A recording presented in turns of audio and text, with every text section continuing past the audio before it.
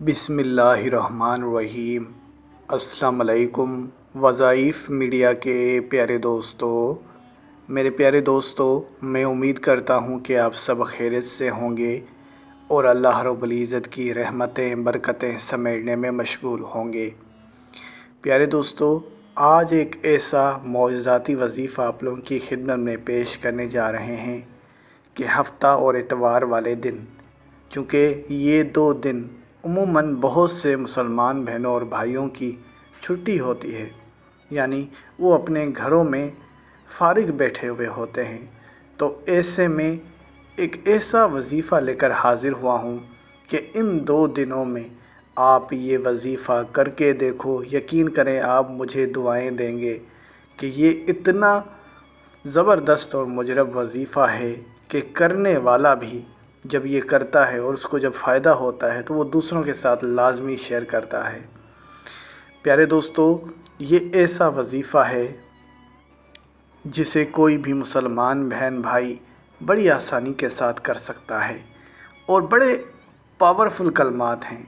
یہ وظیفہ سورہ فاتحہ کی ایک چھوٹی سی آیت مبارکہ کا وظیفہ ہے۔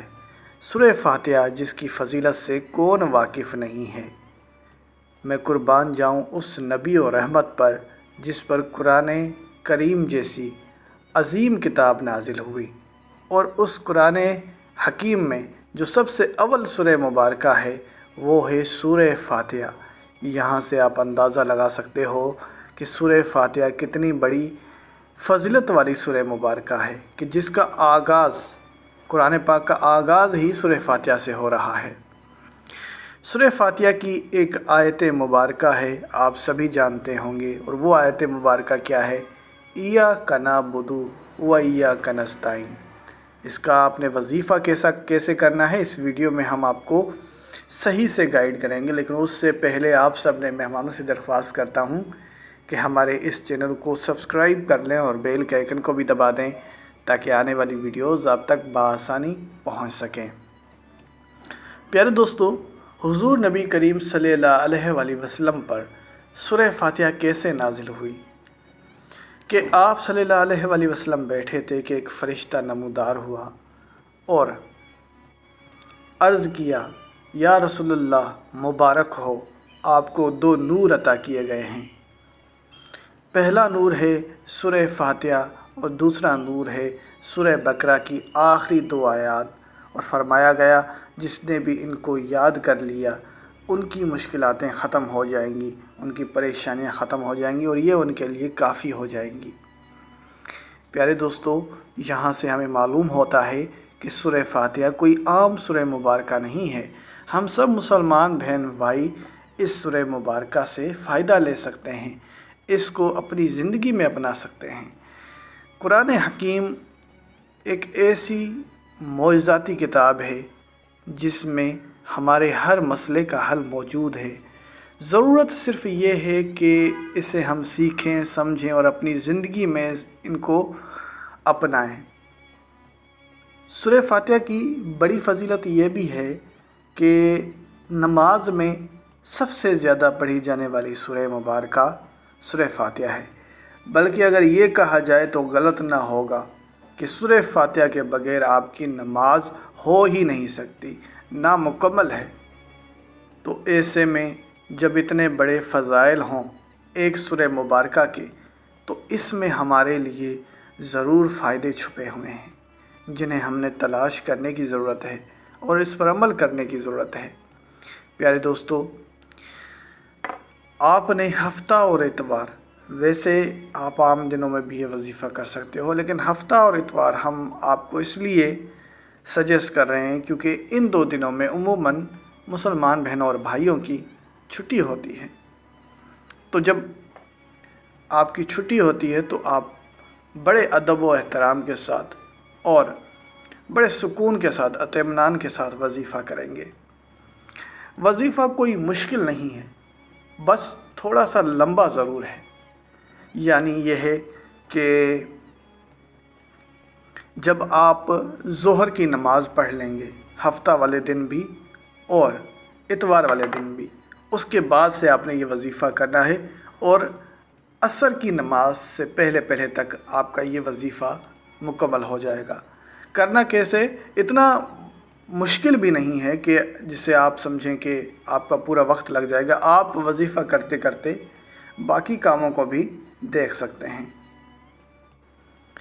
تو طریقہ کار کچھ یوں ہے کہ ہفتہ اور اتوار والے دن صبح صبح جب آپ اٹھیں گے تو سب سے پہلے دن کا آغاز درود پاک سے کریں گے، یعنی صبح اٹھتے ہی آپ نے 2 بار درود پاک پڑھ لینا ہے، یا آپ نے کم از کم 1 بار درود پاک لازمی پڑھ لینا ہے۔ صبح اٹھتے ہی جیسے ہی آپ کی آنکھ کھلے آپ 1 بار یا زیادہ سے زیادہ 2 بار یا اس سے بھی زیادہ اگر آپ پڑھ سکتے ہیں تو پڑھ لیں، لیکن کم از کم 1 بار آپ نے درود پاک پڑھ کے صبح کا آغاز کرنا ہے۔ پھر دوپہر ظہر کی نماز کے بعد آپ نے باوضو حالت میں یہ وظیفہ کرنا ہے۔ ظہر کی نماز اگر آپ نے پڑھی ہوئی ہے تو ظاہر سی بات ہے آپ کا وضو برقرار رہے گا، تو وضو دوبارہ دہرانے کی ضرورت نہیں ہے۔ لیکن اگر وضو نہیں ہے آپ کا تو ظہر کے بعد آپ وضو کر لیں۔ وضو کر لینے کے بعد آپ نے ظہر سے لے کر عصر کے درمیان تک جتنی تعداد میں آپ ایاک نعبد و ایاک نستعین پڑھ سکتے ہیں پڑھیں، کثرت سے پڑھتے رہیں۔ بیچ میں آپ خاموشی بھی اختیار کر سکتے ہیں اگر آپ بہت زیادہ تھک چکے ہیں یا آپ کسی کام میں مصروف ہو گئے ہیں تو کوئی بات نہیں، آپ کچھ دیر کے لیے ایاک نعبد و ایاک نستعین پڑھتے رہیں، اور بیچ میں اگر آپ کو کوئی کام ہے تو آپ رک بھی سکتے ہیں۔ لیکن عصر تک، یعنی جب عصر کی اذانیں آ جائیں اس سے پہلے پہلے تک آپ نے ایاک نعبد و ایاک نستعین کا ورد کرتے رہنا ہے۔ تو بڑا آسان سا عمل ہے۔ صبح جب آپ اٹھے تو درود پاک سے آپ نے آغاز کیا، ظہر کی نماز سے لے کر عصر کی نماز کے بیچ میں آپ نے ایاک نعبد و ایاک نستعین کثرت سے پڑھتے رہنا ہے۔ چلتے پھرتے اٹھتے بیٹھتے جب بھی آپ کو ٹائم ملتا رہے آپ یہ تسبیح پڑھتے رہیں۔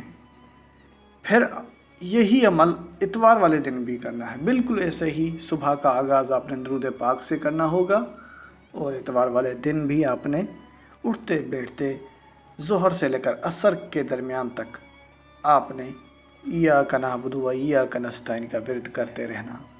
پیارے دوستو، ایسا عمل ہے یہ کہ جو بھی آپ کے منہ سے دعا نکلے گی انشاءاللہ وہ اسی وقت پوری ہو جائے گی، اس کے لیے اسباب آنا شروع ہو جائیں گے۔ اتنا تیز وظیفہ آپ نے اپنی زندگی میں نہیں دیکھا ہوگا کہ یہ عمل کرتے ہی اس کے واضح اثرات آنا شروع ہو جاتے ہیں۔ پیارے دوستو، اسی کے ساتھ اجازت چاہوں گا، اپنا بہت سارا خیال رکھیں۔ اللہ حافظ۔